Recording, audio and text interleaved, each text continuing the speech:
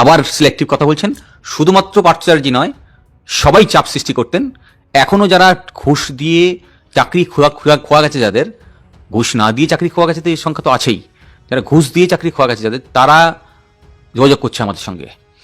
তারা বলছে যে আমরা যদি টাকা উদ্ধার করতে চাই তাহলে আমরা একা হয়ে যাব, আমাদেরকে মেরে দেবে, মন্ত্রীদের উদ্দেশ্যে বলছে।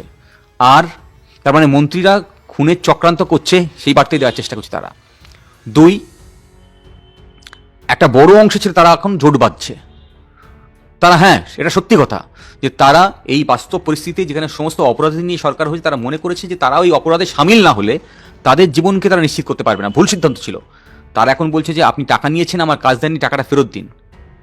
সেই ভয়ে আরেকবার দুর্নীতি করার চেষ্টা করছে। এবছরের যে নির্বাচন সিলেকশন প্রসিডিউর যেটা হয়েছে, সেটা নিয়েও 1000 প্রশ্ন আছে এবং সেখানেও দুর্নীতি হয়েছে। যারা পরীক্ষার্থী পরীক্ষা দিয়ে বাইরে বেরিয়েছে তারা বলছেন যে আমি পেয়েছি বার্তা, সেখানে যারা টেন্টেড ক্যান্ডিডেট তাদের তালিকা বেরিয়েছে।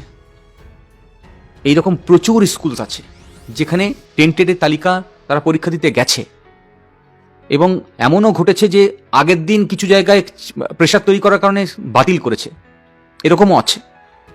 কিন্তু তার মধ্যেও যারা টেন্টেড তাদেরকে দেখা গেছে যে স্কুলে আলাদা ঘরে বসতে দেওয়া হচ্ছে এবং সেখানে আলাদা বন্দোবস্ত করা হচ্ছে।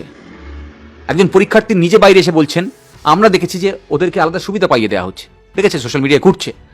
সেই পরীক্ষার্থী কিন্তু ফেল করার পরে কথা বলছে না। হতে পারে যে ফেল করার পরে অনেকে বলতে পারেন যে ওকে তো সুবিধা পাইয়ে দেওয়া হচ্ছে বলে আমি পাস করতে পারিনি, তা কিন্তু সে বলছে পরীক্ষা দিয়ে বাইরে এসেই সে অভিযোগ করছে।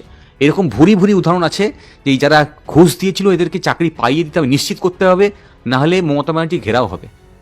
আমি যেটা বারে বারে বলছি, জনগণের দ্বারা অ্যারেস্ট হবে। এই পুলিশের ক্ষমতা তো নেই অপরাধীদেরকে অ্যারেস্ট করার, জনগণ গ্রেপ্তার করবে। সেই দিন আসছে, অপেক্ষা করুন।